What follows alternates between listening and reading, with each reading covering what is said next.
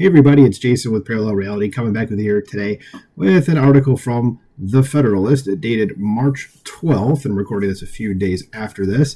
And it says, House report, J6 committee hid troves of records and testimony undermining Democrat conspiracies. So it should come as a surprise to literally nobody out there that the January 6th committee was a bunch of BS. And now that I've said January 6th a bunch of times, I'm just going to say hello to the little Wikipedia note that's probably underneath the video if you happen to watch this that says something about this, about how it's not really a conspiracy or something like this, but kind of is. And I think all the smart people out there knew that this Soviet show trial thing was just that, just a show trial. But let's go ahead and see what the Federalist has to say about it. It says, House investigators found that the J6 committee deleted troves of information, including hundreds of video recordings. Now, why would they do that?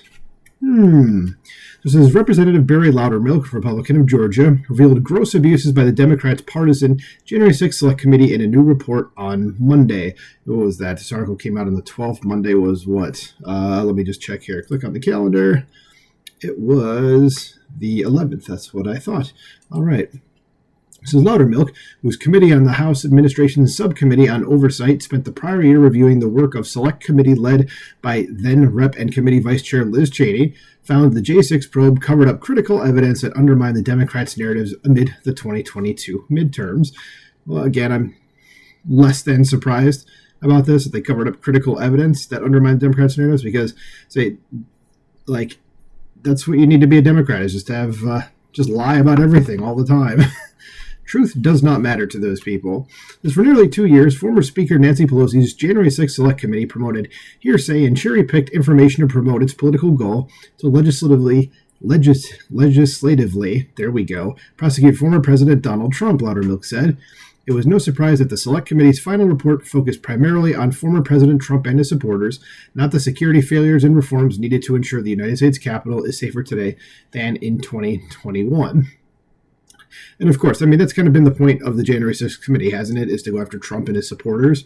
And I love how the fact that there's actual video out there that you can go and look at of Trump saying for everybody to march peacefully and to be peaceful or to go home. And they're like, oh no, he was trying to overthrow the government. I'm like, I don't really know how you can say that, considering what I just said. There's actual footage of this. It's not like I'm making this up, and also kind of hard to overthrow a government when the people who supposedly were trying to overthrow it were weaponless, if you will.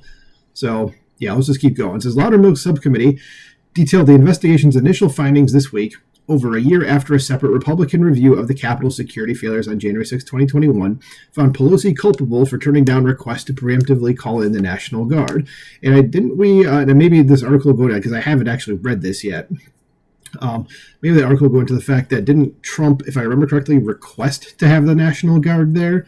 I think that's what this is referring to. It didn't say him explicitly. It just says Pelosi turned the request down. It doesn't say who made the request. And that's what I'm trying to say, is I think Trump was the one who actually made the request.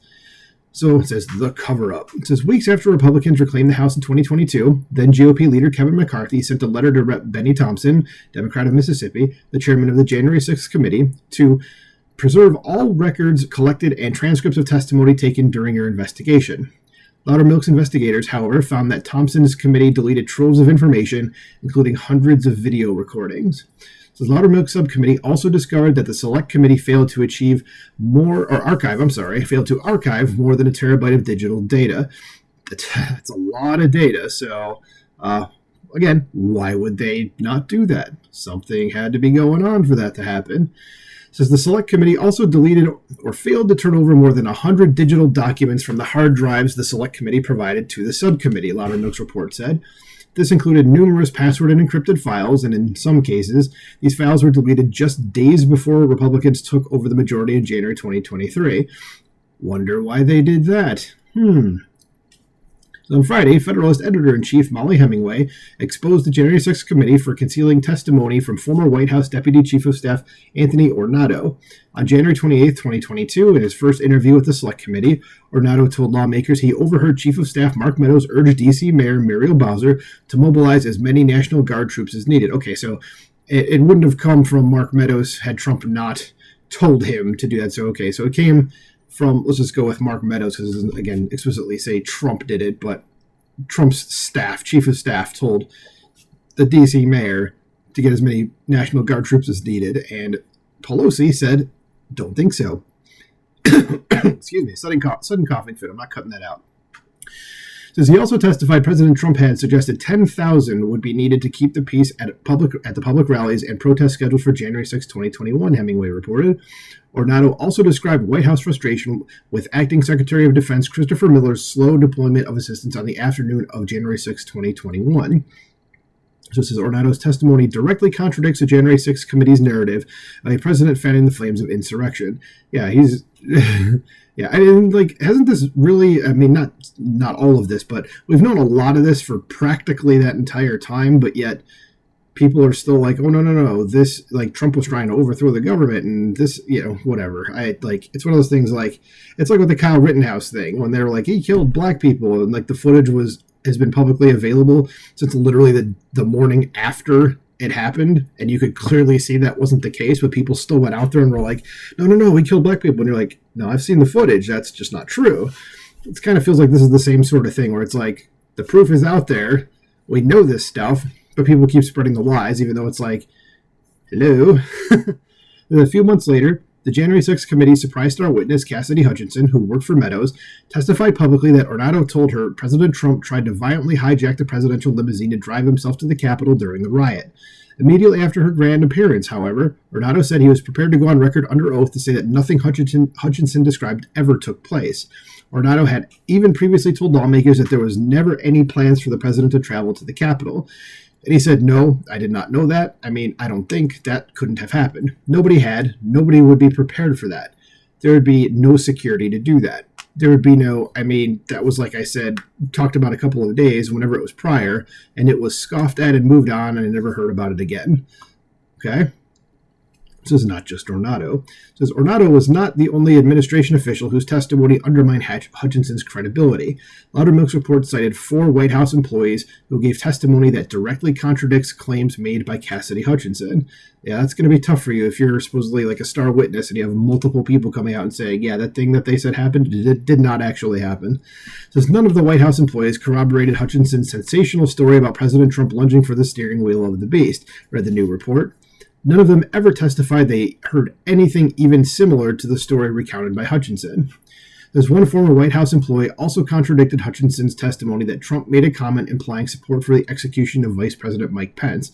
Wow, really? I'd never heard of, and what the heck? Like, that's not good, but okay. It says the unnamed staffer testified that neither the president nor any other staff made comments about the chance to hang Mike Pence at the Capitol.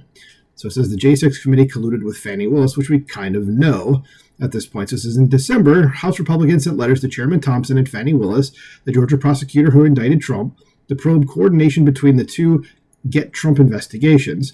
Loudermilk's report on Monday outlined probable collusion between Thompson's efforts on the January 6th committee and Willis's political prosecution of the Republican presidential frontrunner and presumptive nominee. It says, based on public reporting, the Select Committee shared important records with Willis and the Fulton County District Attorney's Office, Loudermilk's team wrote. The subcommittee has opened an investigation into the extent of the coordination between Willis and the Select Committee and is committed to uncovering answers to these questions.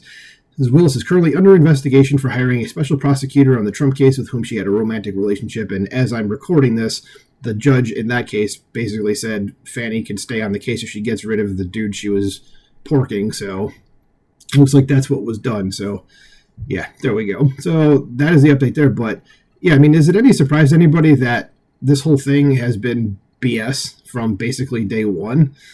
I mean, I'm anything but surprised at this. What do you think about this? Definitely let me know in the comments below. Please like, share, and subscribe, and I will talk to you soon. Bye.